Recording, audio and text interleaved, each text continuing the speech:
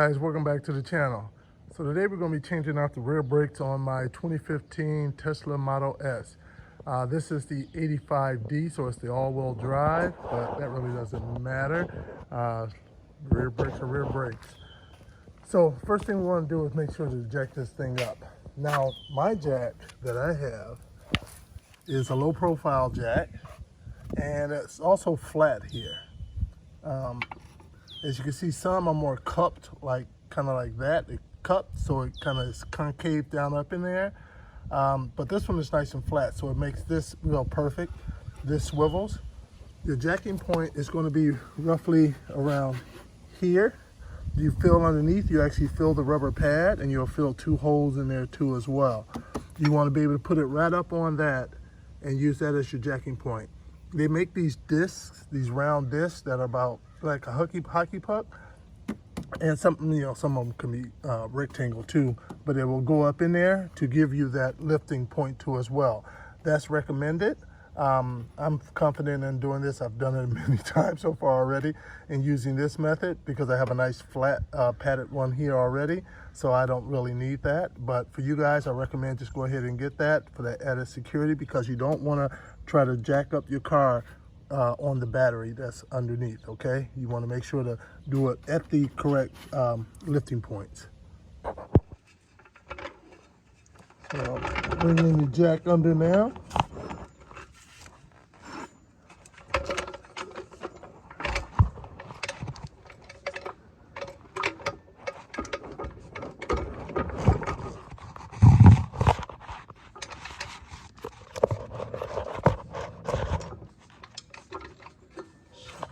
A little bit more.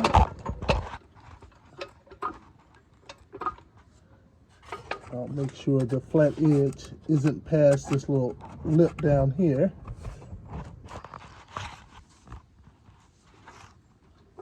And now I can start jacking her up. All right, so now that we have our rear tire off, we're going to get ready to change the brake pads out. Before that, we want to go over a checklist of the things that we need. All right, so you definitely want your brake pads. I ordered these off of, I think I ordered these off of Amazon. I'll put a link down there. Now these are the ceramic pads, and what that means, if you don't know, is that they're going to, well, the main thing that they mean as far as what you're concerned is that they're going to produce low dust. You know, you hate having those dusty rims. That's usually because your brake pads, you're using like semi-metallic. Don't use those organic ones, good Lord. But they create more brake dust. The ceramic ones create a low amount of dust. So this is what they look like. And chances are, let's see here. So what I'm looking at right now, I'm looking at this little metal tab down here to see if they all have them. Different brake pads set them up differently. Okay, so here we go. So as you can see that little silver tab on this one, and this doesn't have it, so you'll want to pair those two up for one side versus the other side. That's the only thing that's going to make the difference. Other than that, they're not size specific. But you want one of the metal ones on each side. That's your early warning sensor. When the brake pads get low enough, the sensor starts slightly touching the rotor, making a squeaking sound when you apply your brakes, and that'll let you know it's time to change your brake pads. That's why you want one on either side. And this one came with the full kit with all the pins and everything in there. Not all of them do that. You sometimes can just reuse the ones you have on there if you don't have the kit. Just clean them up really well beforehand, but it's a good idea to go ahead and get a new kit. But it isn't, the most pressing thing in the world. And also I have my brake park lubricant. This is the best stuff in the world right here, because it lasts, especially if you're in the salt belt like me, Wisconsin. This stuff stays on all through winter. Let's see here. And this right here, you don't really need them for unscrewing anything, but it's good to be able to apply pressure back there on the old brake pads while they're still in there, to push them in, to push those pistons in, and then take your pads out, because you want them pistons pushed all the way back in, because your new brake pads is going to have more meat on there, so you won't be able to get them back in there if the pistons are out too far. And then I have a hammer because, like in this kit right here, you see these, it may be hard to see it in the plastic, but you have these pins here. You're going to need to be able to tap those out and tap the new ones in. To get the old ones out, I just use one of the new ones to help tap out the old one. And if you don't have the kit with the pins, I'll probably just like use something that's, you know, maybe like an old drill bit or something like that to tap it out, but we'll go through that. And then I just have some rubbing alcohol to help clean up the surfaces before putting the new ones in. If your brake pads, if your calipers are painted, I'm more hesitant to use, say, brake cleaner, because sometimes that could start to crack your, mess up your paint on your painted rotors. All right, so one of the first things we want to do is, as you can see here, you have, let's see if we get that in there, you have a pin right here, and you have a pin right here. We need to tap them out. They slide in from the back. This is the back side. They slide in from the back, so we need to tap it out from the front. And so you see that little hole right there? That's where you're going to tap it in. You're going to tap it right there to tap it out of there. One down here and one up here, right there. All right, so I'm going to go into my kit. I'm going to take out one of the new pins. I'm going to take my hammer. I'm going to put it over here, and I'm just going to tap it like that. And I'll do that for the bottom one as well.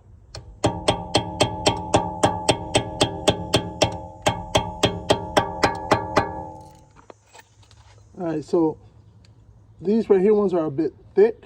These are a bit thick, so they don't let it go in as far from this end as I would like to be able to push the pin out. So I just want to find a quick little screw right here to just knock it out the rest of the way. And it's real easy. They come out real easy, as you can see. No effort at all. And then at that point, you can grab it from the back. As you can see, make sure my hand isn't blocking that. And just pull it on out. And as you can see, that released this plate right here. This will also be in the new kit too as well. So, and as you can see from orientation standpoint, always look, it doesn't matter whether it's this way or this way, it looks the same, but these feet right here always need to point down towards the brake pad, okay? So now that this is out, this pin is out, this plate is out, we have one more pin to get out before we can take the pads out. So I'll take that little screw that I had one last time and push that pin out. Although it may slide out pretty easy. Nope, let me just tap it out just a little bit more.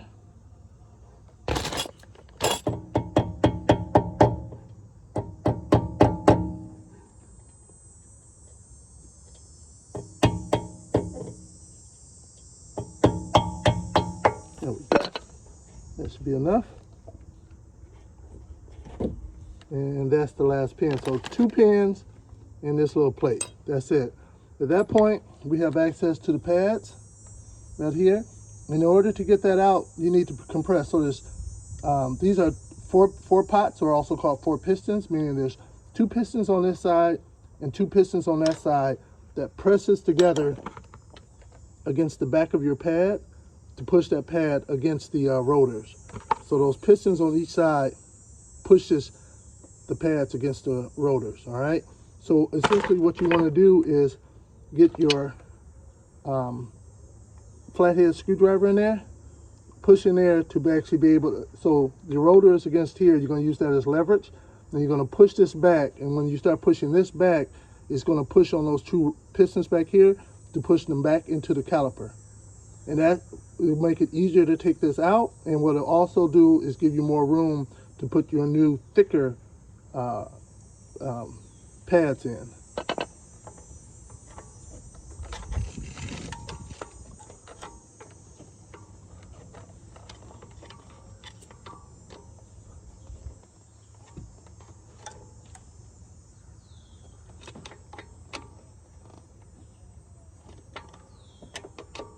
So initially I'm applying pressure from this end and from this end. And then when I get enough room, then I can get in here and add some pressure.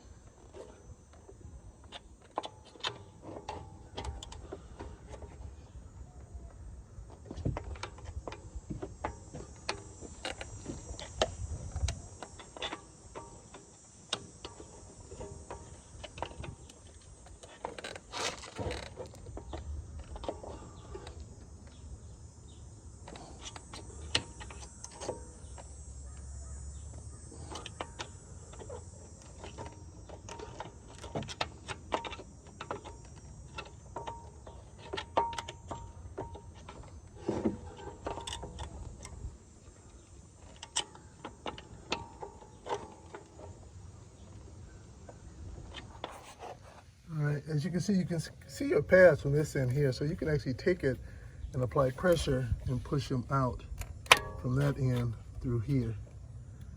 So you push them up, and you see them coming out on this end. Better take it out. All right, and you can see where those two circles, that's where the pistons are pushing against the back of the brake pad.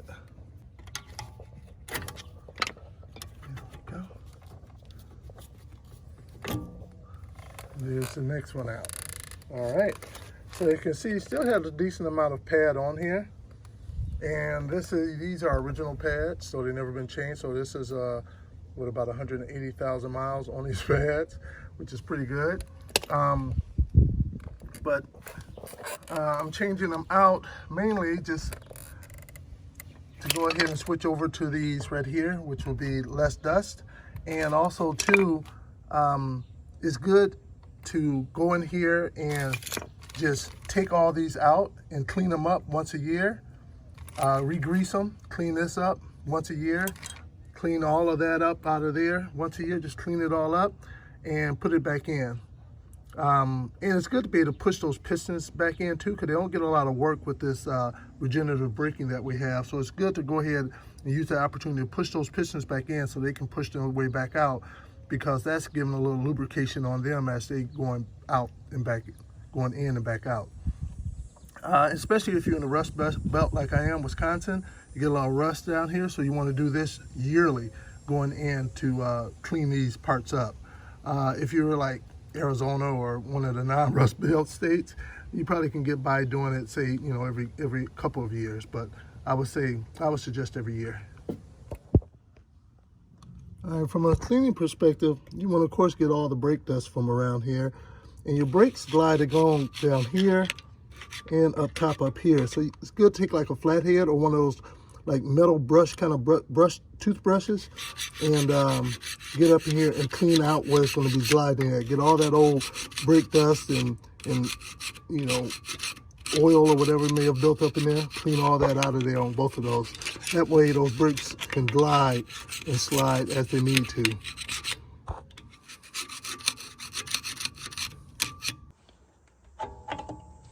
All right, so if there isn't enough room in here for your brake pads, your new brake pads, you can always put your old ones back in. Just set them back on up in there. And then just do that again too.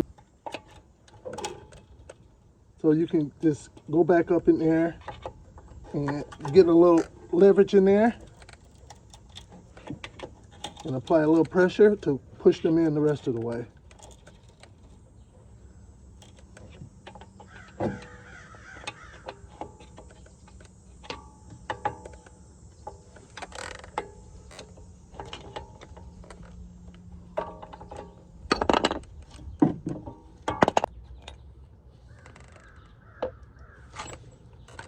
Now you want to take your lubricant, and one of your pads, remember you only, for your pads, the ones that have these tabs on there, only one per side. One's for the driver's side, one for the passenger side. All right. So I always like to put a little lubricant right about where the pistons would hit, and you really don't have to, because if you have this this padding on the back, but I still like to do it anyway. And I, of course, like to put the lubricant on wherever the pads touch the calipers. Don't get this stuff on the pads themselves, at least not on the surface where it's going to touch the rotor. And then where the pins glide through there. And then I'll take a little bit of lubricant, being careful not to get any on the actual rotor. And I'll get some on those little places where the brake pads will slide against when you slide them in there.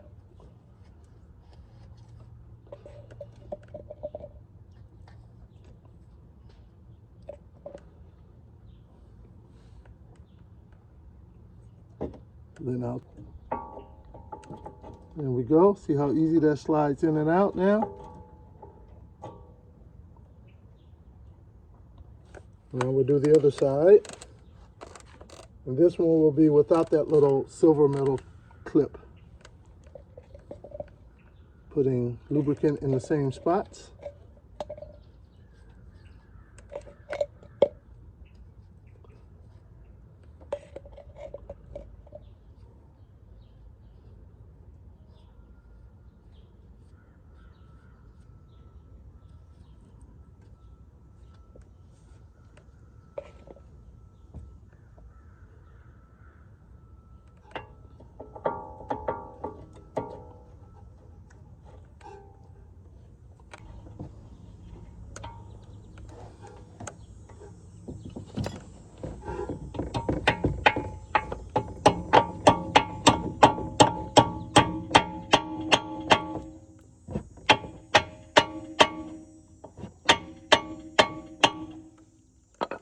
And you're going to tap it in until it's nice and flush back here. Now, one of the things I noticed, they sent me the wrong pin kit.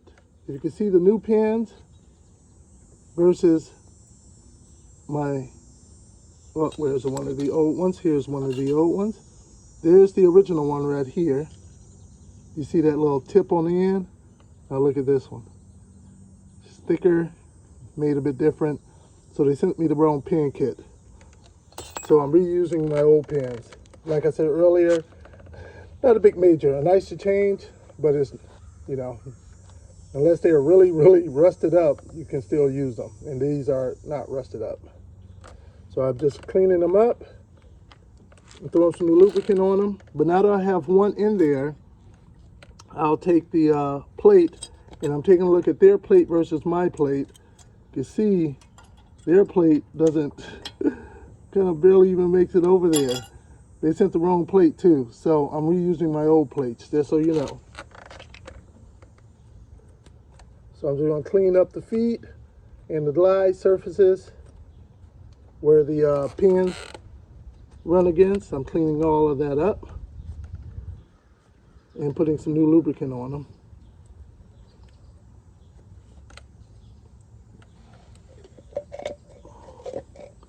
All right, so that means I'm going to put some lubricant here and here, because the pins will go across there. And I'm going to put some lubricant on the feet that touches the back of the new pads. So then I'll take one, and I'm just going to scoop that under, because this is going to be on there like that. All right. So I'm just going to scoop that underneath there, like that. And then I'll be able to hold this towel actually with my fingers. But before doing that, let me get my other pan, clean it up, get some lubricant on it, so it'll be ready to go in there.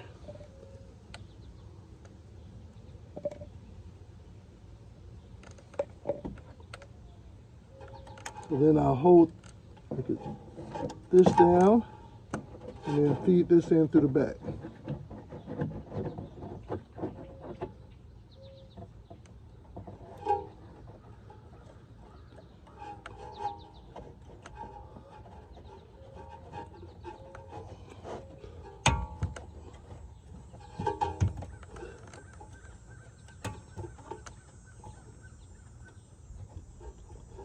All right, so now it's ready for me to tap it in from the back.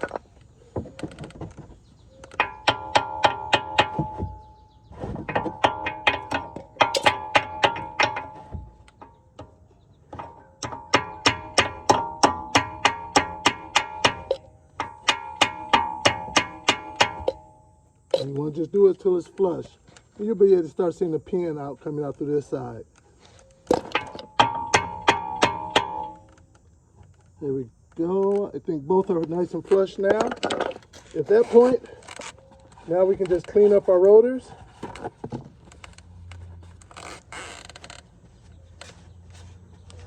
And that will be it. And in case you're wondering what this one is, if you don't know, this is your parking brake one. So when you put your Tesla in park, this is what you hear, that noise applying. This is that applying the parking brake. You also have pads in here too as well. So you can keep an eye on those to see when you may be needed to change those. I still have meat on mine, and mine are not rusted and everything, so they look good, so I'm fine with them right now. Sometimes, especially in the salt belt, they can look pretty awful up in there, where they don't even really work well. So keep an eye on that for any future dates that you may have to change those out. All right, so that's it in a nutshell. That's how you change the rear brake pads out on your Tesla Model S. Yeah, and so why don't you leave some comments down there in the comment section. Let me know how it worked out for you guys. And go ahead and hit that like button, and definitely hit that subscribe button, because I have a lot of other YouTubes out there too working on my Tesla that may help you out. Thanks a lot.